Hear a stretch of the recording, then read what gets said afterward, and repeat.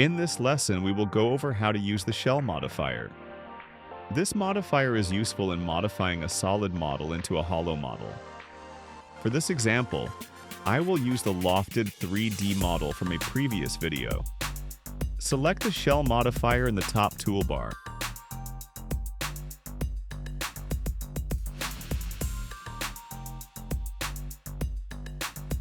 Selecting the inside direction will cause the wall thickness of the shell to grow from the inside surface of the object.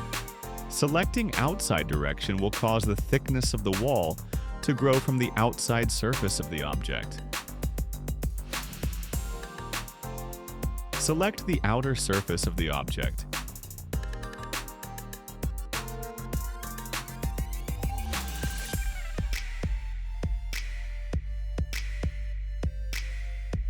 Enter the value you would like for the wall thickness and press OK.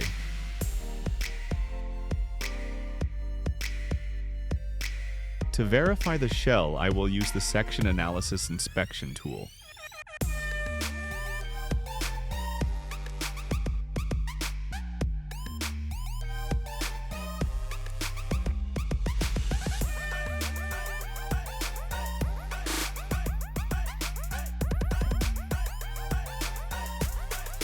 This is an example of creating a shell wall formed inside a model. I will now show an example of a shell wall formed outside a model. Returning to the shell window, we will select the outside direction and select the surface of the sphere.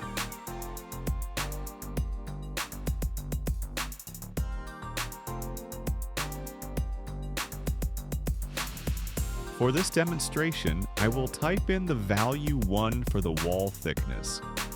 As you can see, the sphere seems to have grown in size.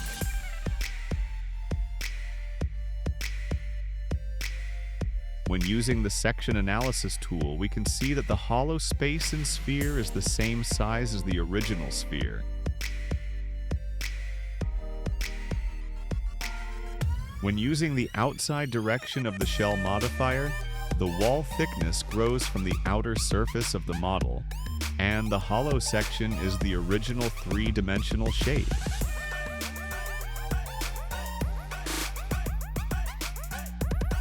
For the remainder of the video, I will complete the vase design with a model that was modified into a shell. For more background on these finishing steps, review the course playlist Fusion 360 Tutorial, Beginner's Audio and Text Instructions.